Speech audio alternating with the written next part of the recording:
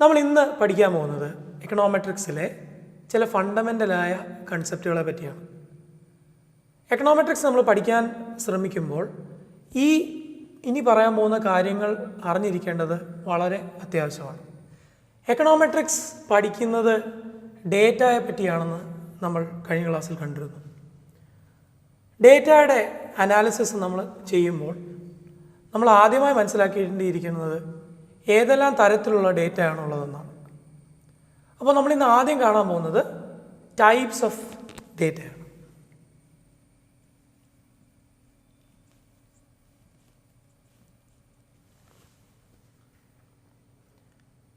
പലതരത്തിൽ നമുക്ക് ഡേറ്റയെ ക്ലാസിഫൈ ചെയ്യാൻ പറ്റും. ഒരു ക്ലാസിഫിക്കേഷൻ എന്ന് പറയുന്നത് ഡേറ്റ ഏത് തരത്തിലുള്ള ഡേറ്റയാണ് എന്നതിനെ ബേസ് ചെയ്താണ്. അപ്പോൾ നമുക്ക് രണ്ട് ക്ലാസിഫിക്കേഷൻസ് മെയിൻലി ഉണ്ട്. Quantitative data and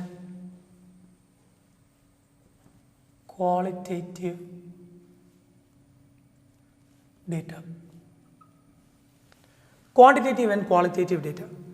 quantitative data എന്ന് പറഞ്ഞാൽ നമുക്ക് മെഷർ ചെയ്യാൻ പറ്റുന്ന, ക്വാണ്ടിറ്റേറ്റീവായി മെഷർ ചെയ്യാൻ പറ്റുന്ന ഡേറ്റയാണ് ക്വാണ്ടിറ്റേറ്റീവ് ഡേറ്റ എന്നതുകൊണ്ട് മീൻ ചെയ്യുന്നത്. Height, weight, blood sugar levels, blood pressure levels. എക്കണോമിക്സിൽ നിന്ന് നമ്മൾ പറയുകയാണെങ്കിൽ നാഷണൽ ഇൻകം, ഡിപ്രിസിയേഷൻ, അല്ലെങ്കിൽ ഇൻവെസ്റ്റ്മെൻറ്റ്, ക്യാപിറ്റൽ, ഇതുപോലെയുള്ള വേരിയബിൾസ് എല്ലാം നമുക്ക് മെഷർ ചെയ്തെടുക്കാൻ പറ്റുന്ന, ക്വാണ്ടിറ്റേറ്റീവായി മെഷർ ചെയ്യാൻ പറ്റുന്ന വേരിയബിൾസാണ്. എന്നാൽ മറ്റ് ചില വേരിയബിൾസ് ഉണ്ട്, ക്വാളിറ്റേറ്റീവായ variables which cannot be measured directly. നമുക്ക് ക്വാണ്ടിറ്റേറ്റീവായി നമുക്ക് മെഷർ ചെയ്തെടുക്കാൻ പറ്റാത്ത variables. So if we say ജെൻഡറിനെ നമുക്ക് ക്വാണ്ടിറ്റേറ്റീവ് ആയി മെഷർ ചെയ്യാൻ പറ്റില്ല. അതൊരു കാറ്റഗോറിക്കലായ ഒരു വേരിയബിളാണ്. അതുപോലെ റിലീജിയൻ നമുക്ക് മെഷർ ചെയ്തെടുക്കാൻ പറ്റില്ല. It's a categorical variable again. So ക്വാണ്ടിറ്റേറ്റീവായ ഡേറ്റയുമുണ്ട്, ക്വാളിറ്റേറ്റീവായ ഡേറ്റയുമുണ്ട്. This is one classification of data. ഡേറ്റയുടെ മറ്റൊരു ക്ലാസിഫിക്കേഷനാണ് cross section, time series and pooled data. Cross section data എന്താണെന്ന് നമുക്ക് ഒരു എക്സാമ്പിളിൽ നിന്ന് നോക്കാം.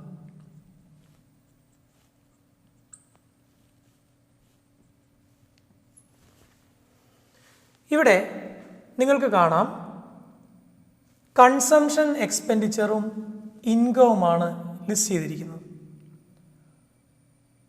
പല വ്യക്തികളുടെ ഒരു പർട്ടിക്കുലർ ടൈം പീരീഡിലെ ഒരു പർട്ടിക്കുലർ മന്തിലെ കൺസംഷനും എക്സ്പെൻഡിച്ചറുമാണ് ഈ ലിസ്റ്റ് ചെയ്തിരിക്കുന്നത്.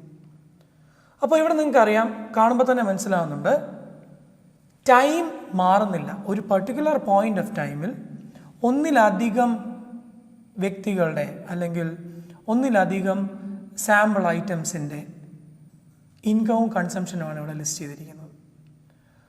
അപ്പോൾ cross sectional data is that data which is collected at A particular point of time across individual sample units.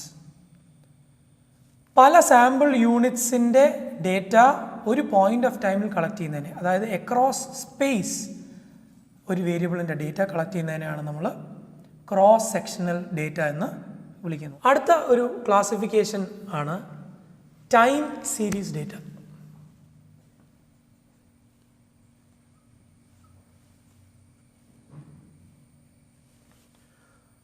നമുക്കിവിടെ കാണാം, over a period of time ഒരു ഇൻഡിവിജ്വൽ യൂണിറ്റിൻ്റെ ഡേറ്റ കളക്ട് ചെയ്യുന്നതിനെയാണ് നമ്മൾ time series data എന്ന് പറയുന്നത്. ഇവിടെ കൺസംഷൻ എക്സ്പെൻഡിച്ചറും ഇൻകവും, A എന്ന ഒരു യൂണിറ്റിൻ്റെ കൺസംഷൻ എക്സ്പെൻഡിച്ചറും ഇൻകവും over a period of last 6 years നമ്മളിവിടെ പ്രസൻറ്റ് ചെയ്തിരിക്കുകയാണ് ഈ table. So this kind of data is known as time series data. മറ്റൊരു ക്ലാസിഫിക്കേഷനാണ് പൂൾഡ് ഡേറ്റ അഥവാ പാനൽ ഡേറ്റ.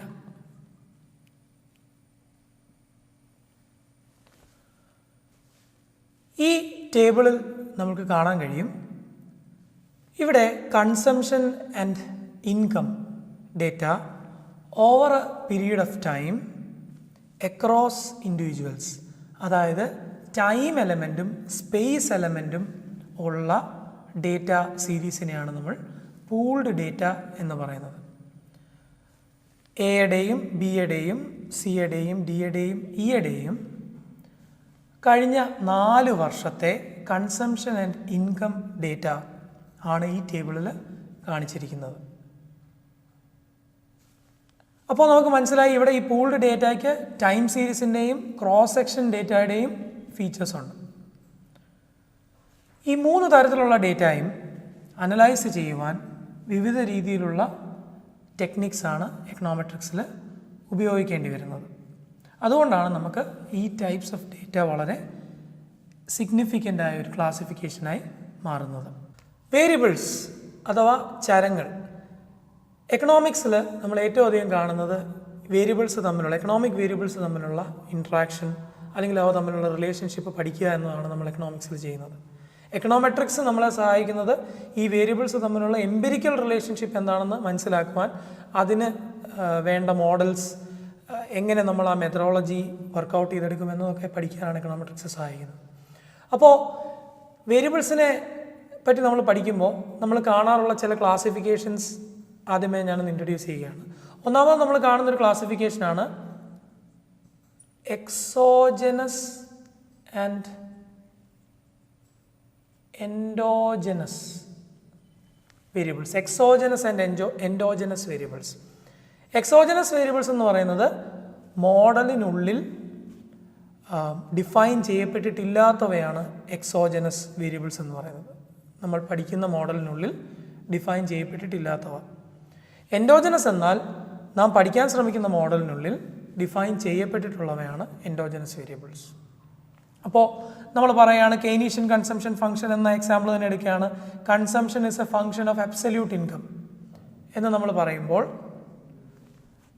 പറയുമ്പോൾ അബ്സല്യൂട്ട് ഇൻകം എന്ന ആ വേരിയബിളിനെ നമ്മളിവിടെ ഇതിനെ വിളിക്കുന്നത് ഇൻഡിപെൻഡൻ്റ് ആയ വേരിയബിൾ എന്നാണ്. ഇത് ഡിപ്പെൻഡൻ്റ് ആയ വേരിയബിൾ എന്നും. ഇത് വളരെ ബേസിക് ആയ പെർസ്പെക്റ്റീവിൽ നമ്മൾ വേരിയബിൾസിനെ ഡിവൈഡ് ചെയ്യുന്നത് ഡിപ്പെൻഡൻ്റ് ആൻഡ് ഇൻഡിപെൻഡൻറ്റ് വേരിയബിൾസ് എന്നാണ്. ഇവിടെ എക്സ്പ്ലെയിൻ ചെയ്യപ്പെട്ടിരിക്കുന്ന വേരിയബിൾ, ഈ മോഡൽ ഇതാണ് മോഡലെങ്കിൽ ഇതിനുള്ളിൽ എക്സ്പ്ലെയിൻ ചെയ്യപ്പെട്ടിരിക്കുന്ന വേരിയബിൾ കൺസംഷനാണ്. എന്നാൽ എക്സ്പ്ലെയിൻ ചെയ്യപ്പെട്ടിട്ടില്ലാത്ത വേരിയബിളാണ് എന്ത്? Income. So exogenous and endogenous എന്ന ഡിവിഷൻ ഒരു മോഡലിനുള്ളിൽ ഡിഫൈൻ ചെയ്യപ്പെട്ടിരിക്കുന്ന വേരിയബിൾസും ചെയ്യപ്പെടാത്ത വേരിയബിൾസും. രണ്ടാമത്തെ ക്ലാസിഫിക്കേഷനാണ് dependent and independent variables.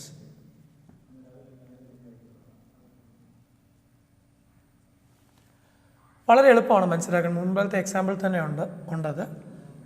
Consumption is a function of income where the variations in consumption is explained by the variations in income. അപ്പോൾ നമ്മൾ പറയുകയാണ് ഇത് കൺസംഷനാണ് ഡിപ്പെൻഡൻ്റ് ആയ വേരിയബിൾ. കൺസംഷൻ ഇൻകത്തെ ആശ്രയിച്ചിരിക്കുന്നു. ഇൻകമാണ് ഇവിടെ ഇൻഡിപെൻഡൻ്റ് ആയ വേരിയബിൾ. ഇൻകം എങ്ങനെയാണ് ഡിറ്റർമിൻ ചെയ്യപ്പെടുന്നതെന്ന് നമ്മൾ ഈ മോഡലിനുള്ളിൽ പറഞ്ഞിട്ടില്ലാത്തതുകൊണ്ടാണ് അത് എക്സോജനസ് വേരിയബിൾ ആണ് എന്ന് ഞാൻ മുമ്പത്തെ എക്സാമ്പിളിൽ പറഞ്ഞത്. എന്നാൽ ചില മോഡലുകളിൽ ഇൻകം എങ്ങനെയാണ് ഡിറ്റർമിൻ ചെയ്യപ്പെടുന്നതെന്ന് എക്സ്പ്ലെയിൻ ചെയ്യപ്പെട്ടിട്ടുണ്ട്. നാഷണൽ ഇൻകം മോഡൽ നമ്മൾ എടുക്കുക, നാഷണൽ ഇൻകത്തിൻ്റെ അല്ലെ അഗ്രിഗേറ്റ് ഡിമാൻഡിൻ്റെ മോഡൽ എടുക്കുകയാണെങ്കിൽ ഇൻകം എങ്ങനെ ഡിറ്റർമിൻ ചെയ്യപ്പെടുന്നത് നമ്മളവിടെ കാണുന്നുണ്ട്. കൺസംഷൻ എങ്ങനെ ഡിറ്റർമിൻ ചെയ്യപ്പെടുന്നതെന്ന് നമ്മളവിടെ കാണുന്നുണ്ട്. എന്നാൽ ഞാൻ ഇപ്പോൾ എടുത്തിരിക്കുന്ന ഈ മോഡലിൽ ഇൻകം എങ്ങനെയാണ് ഡിറ്റർമിൻ ചെയ്യപ്പെട്ടിരിക്കുന്നത് എന്നത് റിസർച്ചർ അല്ലെങ്കിൽ പഠിക്കാൻ ശ്രമിക്കുന്ന ആൾ സ്പെസിഫൈ ചെയ്തിട്ടില്ല. അതുകൊണ്ട് ഇവിടെ IT എക്സോജനസ് ആയ വേരിയബിളാണ്. ഡിപ്പെൻഡൻറ്റ് ഇൻഡിപെൻഡൻറ്റ് എന്ന ക്ലാസിഫിക്കേഷൻ നമുക്ക് മോഡലിങ്ങിൽ ആവശ്യമായി വരുന്നത് സാധാരണ നമ്മൾ പറയും ലെഫ്റ്റ് ഹാൻഡ് സൈഡിലുള്ള വേരിയബിൾസ് ആണ് ഡിപ്പെൻഡൻറ്റ് വേരിയബിൾസ്, റൈറ്റ് ഹാൻഡ് സൈഡിലുള്ള വേരിയബിൾസിനെ നമ്മൾ ഇൻഡിപെൻഡൻറ്റ് വേരിയബിൾസ് എന്ന് വിളിക്കുന്നു. വേരിയബിൾസ് തമ്മിലുള്ള ബന്ധത്തെ പഠിക്കുവാൻ നമുക്ക് പല മെക്കാനിസംസ് ഉണ്ട്. അതിൽ നമ്മൾ ഓൾറെഡി സ്റ്റാറ്റിസ്റ്റിക്സ് നിങ്ങൾ പഠിച്ചപ്പോൾ അതിൽ കണ്ട കോറിലേഷൻ എന്ന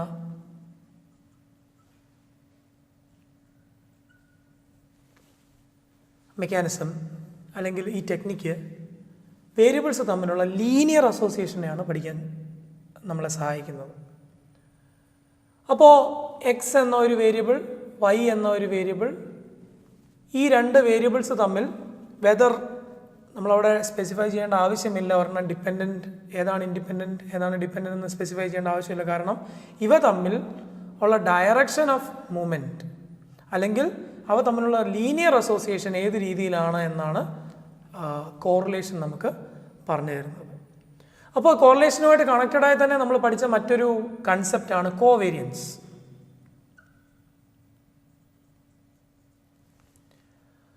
കോവേരിയൻസ് ബേസിക്കലി എക്സ്പ്ലെയിൻ ചെയ്യുന്നത് രണ്ട് വേരിയബിൾസ് തമ്മിലുള്ള മൂവ്മെൻറ്റ് ഏത് രീതിയിലാണ് എന്നുള്ളതാണ്.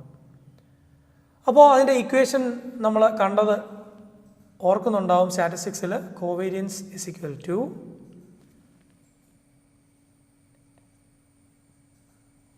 By N.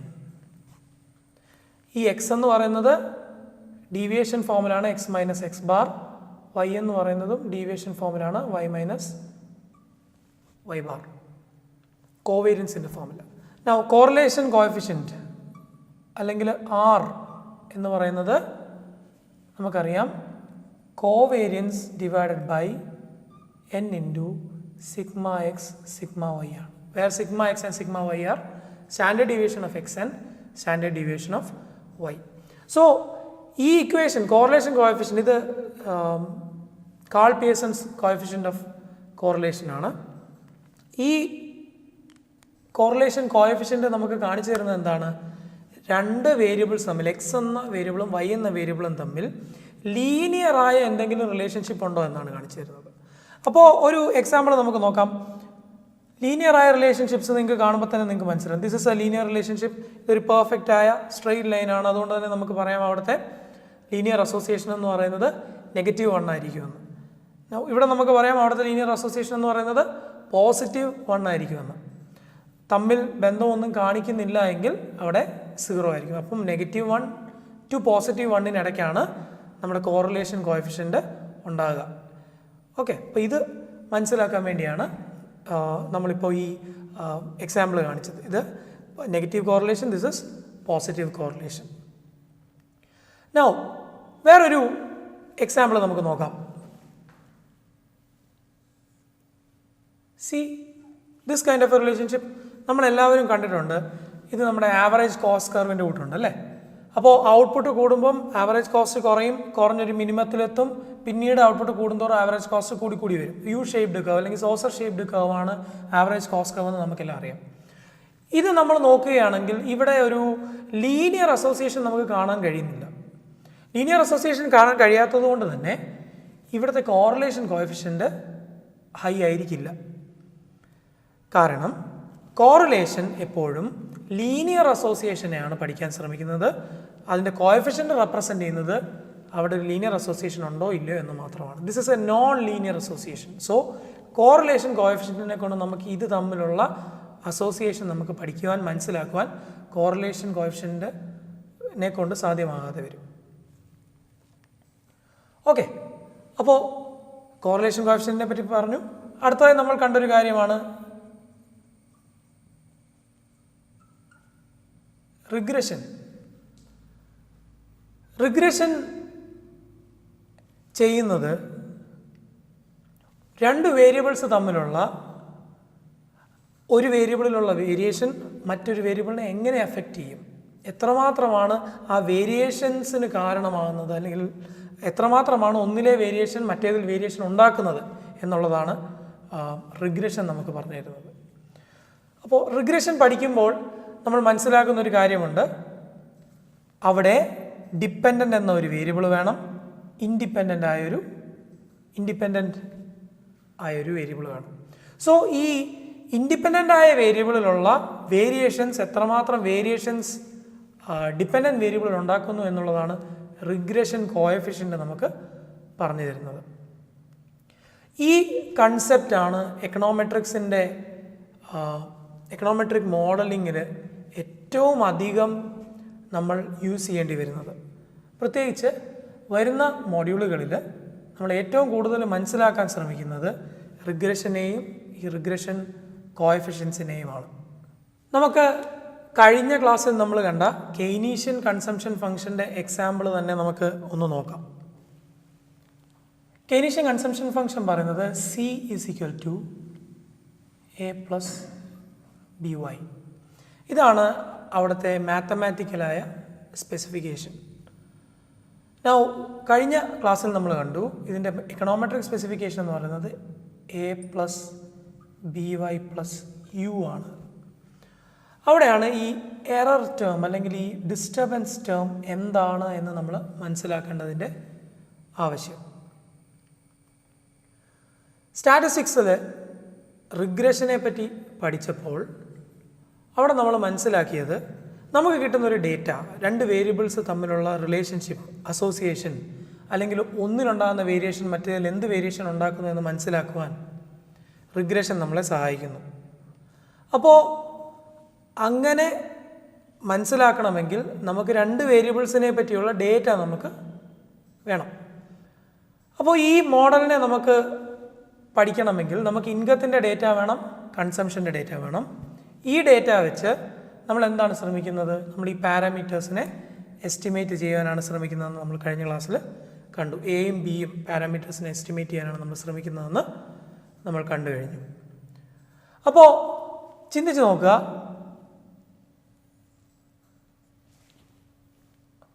കൺസംഷൻ, ഇൻകം, ഇത് തമ്മിലുള്ള റിലേഷൻഷിപ്പ് ഇങ്ങനെ ആയിരിക്കാം എന്ന് കെയ്ൻസ് പറയുന്നു.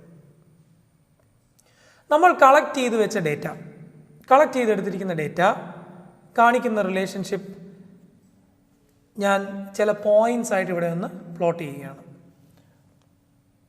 ഇവിടെ ഓരോ യൂണിറ്റ്സ് ഇൻകത്തിൻ്റെ ഫിക്സ്ഡ് ആയ യൂണിറ്റ്സ്, സേ 10,000,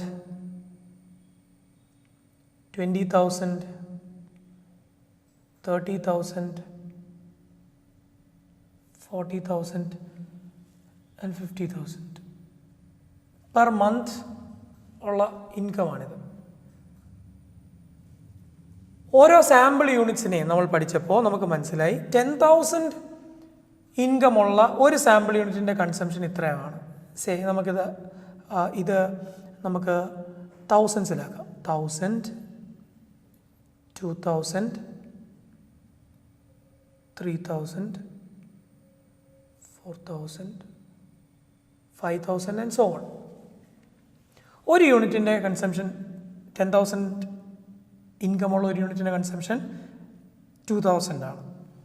മറ്റൊരു യൂണിറ്റിൻ്റെത് 2,500 ആണ്, 2,700 ആണ്, 3,000 ആണ് ഒരു യൂണിറ്റിൻ്റെ. പല പല യൂണിറ്റ്സിൻ്റെ കൺസംഷനാണ് ഇവിടെ കാണിച്ചിരിക്കുന്നത്. 20,000 ഇൻകമുള്ള പല പല യൂണിറ്റ്സിൻ്റെ കൺസംഷൻസ് ആണ് നമ്മളിവിടെ കാണിച്ചിരിക്കുന്നത്. 30,000 ഇൻകമുള്ള യൂണിറ്റ്സിൻ്റെ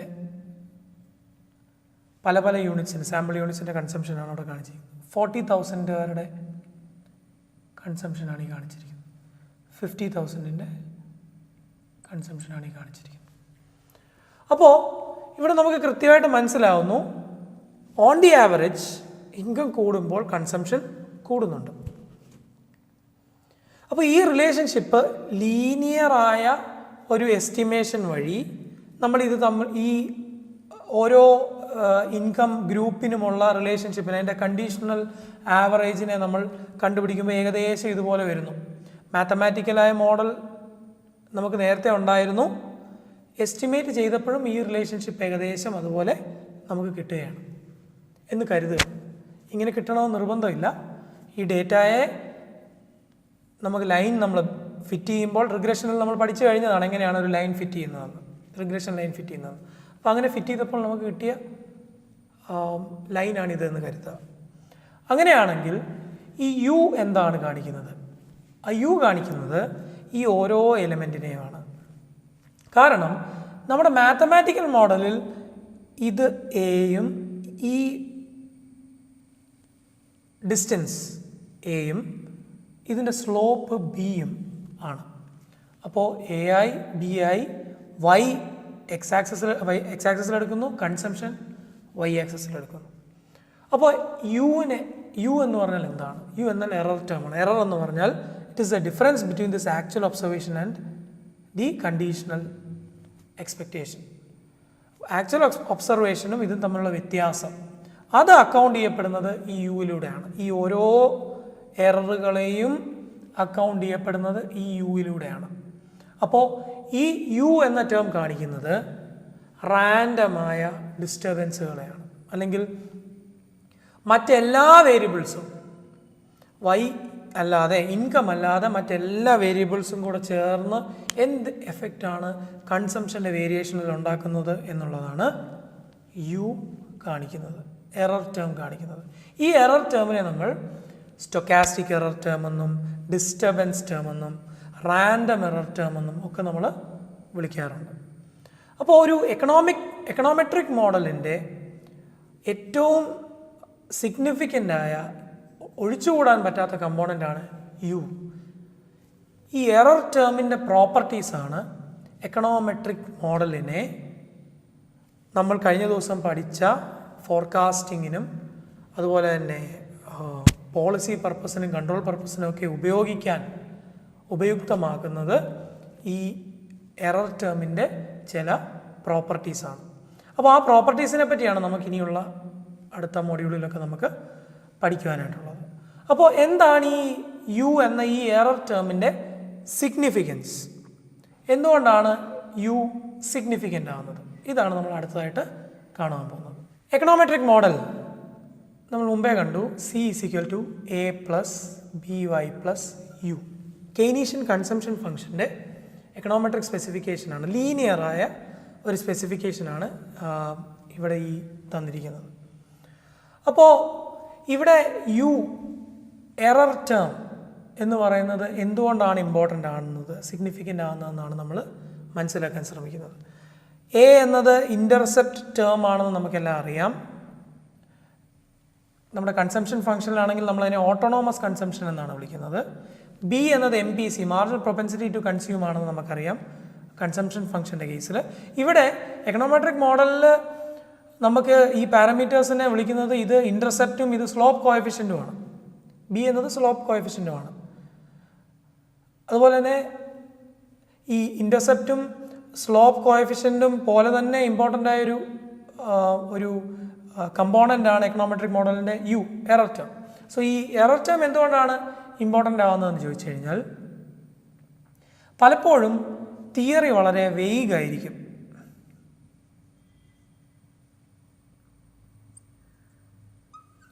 വിച്ച് മീൻസ് ഇവിടുത്തെ ഒരു എക്സാമ്പിളായിട്ട് പറയുകയാണെങ്കിൽ കൺസംഷനെ അഫക്റ്റ് ചെയ്യുന്ന ഫാക്ടേഴ്സ് ഏതൊക്കെയാണ് എന്ന് യഥാർത്ഥത്തിൽ മനസ്സിലാക്കിയിട്ടുണ്ടാവില്ല തിയറി.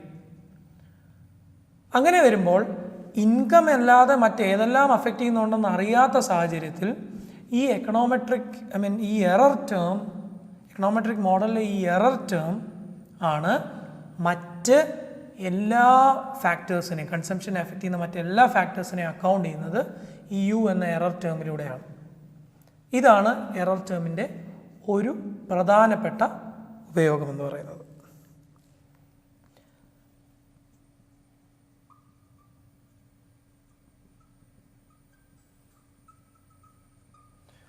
പലപ്പോഴും നമ്മൾ മെഷർ ചെയ്യാൻ ശ്രമിക്കുന്ന എക്കണോമിക് വേരിയബിൾസിൻ്റെ ഡേറ്റ എക്സാക്റ്റായി മെഷർ ചെയ്യുവാൻ സാധിക്കില്ല. ആ അൺഅവൈലബിലിറ്റി ഓഫ് ഡേറ്റ നമ്മളെ പലപ്പോഴും പ്രോക്സി വേരിയബിൾസ് ഒക്കെ എടുക്കുവാൻ നമ്മളെ പ്രേരിപ്പിക്കും. പല അനാലിസിസിലും പ്രോക്സി വേരിയബിൾസ്, അതിന് പകരം കാൽക്കുലേറ്റ് ചെയ്യപ്പെടുന്ന ഏതെങ്കിലും ഒരു വേരിയബിൾ എടുക്കാനൊക്കെ നമ്മളെ പ്രേരിപ്പിക്കും. അങ്ങനെ ചെയ്യുന്ന ഒരു അവസരത്തിൽ യഥാർത്ഥത്തിലുള്ള ഡേറ്റ അല്ല നമ്മൾ എടുക്കുന്നത്, പകരം നമ്മൾ പ്രോക്സി വേരിയബിളിനെ എടുത്ത് നമ്മൾ പഠിക്കാൻ ശ്രമിക്കും. അപ്പോൾ ഉണ്ടാകുന്ന എറർ അല്ലെങ്കിൽ അവിടെ ഉണ്ടാകുന്ന വ്യത്യാസം അത് അക്കൗണ്ട് ചെയ്യുന്നത് ഈ എറർ ടേമിലാണ്. അപ്പോൾ ഈ അൺഅവൈലബിലിറ്റി ഓഫ് ഡേറ്റ വളരെ ഇമ്പോർട്ടൻ്റ് ആയൊരു ഇഷ്യൂ ആണ്. അത് ഈ അൺഅവൈലബിലിറ്റി ഓഫ് പ്രിസൈസ് ഡേറ്റ ഈ എറർ ടേമിനെ ഇമ്പോർട്ടൻ്റ് ആക്കുന്നു. ഇപ്പോൾ തന്നെ ഈ എക്സാമ്പിൾ നോക്കുകയാണെങ്കിൽ കൺസംഷൻ്റെ ഡേറ്റ, നമ്മൾ ഇൻഡിവിജ്വൽ കൺസംഷനെ പറ്റി പഠിക്കാൻ പോവുകയാണെങ്കിൽ കൺസംഷൻ്റെ ഡേറ്റ ഒരുപക്ഷെ കൺസംഷൻ ആളുകൾ തരുമായിരിക്കാം. എന്നാൽ ഇൻകത്തിൻ്റെ ഡേറ്റ കൃത്യമായി തരുമോ എന്ന് ചോദിച്ചു കഴിഞ്ഞാൽ എത്ര പേർ തരുമെന്നുള്ളത് ഒരു ചോദ്യചിഹ്നമാണ്. അപ്പോൾ കൺസംഷൻ്റെ ഡേറ്റ കിട്ടും, ഇൻകത്തിൻ്റെ ഡേറ്റ കിട്ടിയില്ല എങ്കിൽ നമുക്ക് ഈ റിലേഷൻഷിപ്പ് പഠിക്കാൻ പറ്റില്ല. അപ്പോൾ ഇൻകത്തിന് പകരം മറ്റേതെങ്കിലും പ്രോക്സി വേരിയബിളിനെ നമ്മളിവിടെ ഉപയോഗിക്കേണ്ടി വരും. അങ്ങനെ വരുമ്പോൾ യഥാർത്ഥത്തിലുള്ള ഇൻകത്തെ അല്ല നമ്മൾ എടുത്തിരിക്കുന്നത് കൊണ്ട് അതിൽ വരുന്ന വ്യത്യാസം അക്കൗണ്ട് ചെയ്യുന്നത് ഈ എറർ ടേമിലാണ്. മൂന്നാമതായിട്ട് കോർ വേഴ്സസ് പെരിഫറൽ വേരിയബിൾസ്.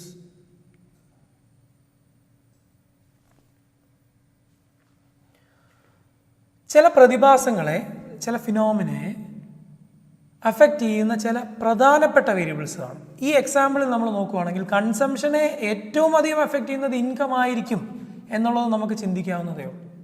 എന്നാൽ മറ്റ് ചില പെരിഫറലായ വേരിയബിൾസാണ് കൺസംഷൻ എഫക്റ്റ് ചെയ്യുന്ന മറ്റ് ചില variables. May be gender, age, അതുപോലെ തന്നെ whether living in an urban area or rural area. ഈ രീതിയിലുള്ള കാര്യങ്ങളൊക്കെ ഒരുപക്ഷെ അഫക്റ്റ് ചെയ്യാം കൺസംഷനെ. പക്ഷെ അതൊക്കെ പെരിഫറൽ വേരിയബിൾസാണ്. മെയിൻ വേരിയബിൾ ഇൻകമാണ്. അങ്ങനെയാണ് നമുക്ക് മനസ്സിലാകുന്നതെങ്കിൽ ഈ പെരിഫറലായ വേരിയബിൾസിനെ പലപ്പോഴും നമ്മൾ അവോയ്ഡ് ചെയ്യേണ്ടി വരും. അത് അവോയ്ഡ് ചെയ്യേണ്ടി വരുന്നത് എന്തുകൊണ്ടാണെന്ന് ചോദിച്ചാൽ പാർസിമണി എന്ന പ്രിൻസിപ്പിൾ ഇമ്പോർട്ടൻ്റ് ആവുന്നതുകൊണ്ടാണ്. ഒരു മോഡൽ എപ്പോഴും പാർസിമണിയസ് ആയിരിക്കണം, വിച്ച് മീൻസ് വളരെ സിമ്പിളായ മോഡലായിരിക്കണം. കഴിവതും കുറച്ച് വേരിയബിൾസ്, ഏറ്റവും ഇമ്പോർട്ടൻ്റ് ആയ കുറച്ച് വേരിയബിൾസ് മാത്രമേ ഒരു മോഡലിൽ ഉണ്ടാകാൻ പാടുള്ളൂ എന്നുള്ളൊരു പ്രിൻസിപ്പിളായി പാർസിമണി എന്ന പ്രിൻസിപ്പിൾ പറയുന്നത്. അപ്പോൾ ഈ പ്രിൻസിപ്പിൾ ഉള്ളതുകൊണ്ട് പല പെരിഫറൽ വേരിയബിൾസിനെയും നമുക്ക് അവോയ്ഡ് ചെയ്യേണ്ടതായിട്ട് വരും. അങ്ങനെയുള്ള വേരിയബിൾസ് അക്കൗണ്ട് ചെയ്യപ്പെടുന്നത് യു എന്ന ഈ എറർ ടേമിലാണ്. അതേപോലെ തന്നെ പലപ്പോഴും റോങ് ആയ ഫങ്ഷണൽ ഫോംസ്, തെറ്റായ ഫങ്ഷണൽ ഫോംസ് പലപ്പോഴും പല മോഡലുകളിലും നമ്മൾ അസ്യൂം ചെയ്യാൻ സാധ്യതയുണ്ട്. ഇപ്പോൾ തന്നെ ഇവിടെ എക്സാമ്പിൾ, കൺസംഷനും ഇൻകവും തമ്മിലുള്ള ബന്ധം ലീനിയർ ആണ് എന്ന് നമ്മൾ പറയുന്നതിൽ ഒരു പ്രശ്നമുണ്ട്. ഇനിയും യഥാർത്ഥത്തിൽ കൺസംഷനും ഇൻകവും തമ്മിലുള്ള റിലേഷൻഷിപ്പ് ലീനിയർ അല്ല എങ്കിൽ എന്ത് ചെയ്യും? അപ്പോൾ റോങ് ആയ ഫങ്ഷണൽ ഫോം കാരണം ഉണ്ടാവുന്ന എറേഴ്സ് അക്കൗണ്ട് ചെയ്യപ്പെടുക ഈ എറർ ടേമിലാണ്, അഥവാ ഡിസ്റ്റർബൻസ് ടേമിലാണ്. ഇത്രയും കാര്യങ്ങളാണ് എറർ ടേമിനെ ഒരു എക്കണോമെട്രിക് മോഡലിൽ സിഗ്നിഫിക്കൻ്റ് ആക്കുന്നത്. ഇനിയുള്ള മോഡ്യൂളുകളിൽ നമ്മൾ പഠിക്കാൻ പോകുന്നതും ഈ എറർ ടേം, അതിൻ്റെ ചില ഫീച്ചേഴ്സ് കാരണം നമുക്ക് അതിൻ്റെ ചില പ്രോപ്പർട്ടീസ് കാരണമാണ് നമുക്ക് എക്കണോമെട്രിക് മോഡൽസ് നമുക്ക് ഉപയോഗിക്കാൻ പറ്റുന്നത്. ഫോർകാസ്റ്റിങ്ങിനും അതുപോലെ തന്നെ പോളിസി പർപ്പസിനൊക്കെ വേണ്ടി നമുക്ക് അതിനെ ഉപയോഗിക്കാൻ സാധിക്കുന്നത് ഇതുകൊണ്ടാണ്. മോഡലിങ്ങിനെ പറ്റി വളരെ കൃത്യമായി നമ്മൾ ഇതിനു മുമ്പ് ഉള്ള ചില കോഴ്സുകളിൽ നമ്മൾ കണ്ടിട്ടുണ്ട്. എന്താണ് മോഡൽ എന്ന് കണ്ടിട്ടുണ്ട്. മോഡലിനകത്തുള്ള വേരിയബിൾസും പുറത്തുള്ള വേരിയബിൾസിനെ പറ്റി നമ്മൾ കണ്ടിട്ടുണ്ട്. അതുപോലെ തന്നെ മോഡലിനുള്ളിലുള്ള വേരിയബിൾസിനെ എങ്ങനെയാണ് ആ വേരിയബിൾസ് തമ്മിലുള്ള റിലേഷൻഷിപ്പിനെ നമ്മൾ പഠിക്കുക എന്ന് കണ്ടിട്ടുണ്ട്. നമ്മൾ ഇന്ന് അതിൻ്റെ ഒരു സമ്മറിയാണ് ബേസിക്കലി കണ്ടത്. കോറിലേഷൻ വഴി നമുക്ക് പഠിക്കാൻ ശ്രമിക്കാം, റിഗ്രഷൻ വഴി നമുക്ക് അതിനെ പഠിക്കാൻ ശ്രമിക്കാം. അപ്പോൾ അവിടെ നമ്മൾ കണ്ടിട്ടുള്ള മറ്റൊരു കാര്യം എന്താണെന്ന് ചോദിച്ചാൽ, മോഡലുകളെ നമുക്ക് സിമ്പിൾ മോഡലുകളെന്നും അതുപോലെ തന്നെ മൾട്ടിപ്പിൾ വേരിയബിൾ മോഡലുകളെന്നും നമുക്ക് വിളിക്കാൻ കഴിയും. ഒരൊറ്റ എക്സ്പ്ലനേറ്ററി വേരിയബിൾ ആണുള്ളതെങ്കിൽ, ഒറ്റ ഇൻഡിപെൻഡൻറ്റ് വേരിയബിൾ ആണുള്ളതെങ്കിൽ ഒരു മോഡലിൽ നമുക്ക് വിളിക്കാം അതൊരു സിമ്പിൾ മോഡലാണെന്ന്. അതേസമയം ഒന്നിലധികം എക്സ്പ്ലനേറ്ററി വേരിയബിൾസ് ഉള്ള മോഡലുകളെ നമ്മൾ വിളിക്കുന്നത് മൾട്ടിപ്പിൾ മോഡൽസ് എന്ന, മൾട്ടിപ്പിൾ വേരിയബിൾ മോഡൽസ് അല്ലെങ്കിൽ മൾട്ടി വേരിയറ്റ് അനാലിസിസ് എന്നാണ് നമ്മൾ അങ്ങനെയുള്ള അനാലിസിസിനെ വിളിക്കുന്നത്. Thank you.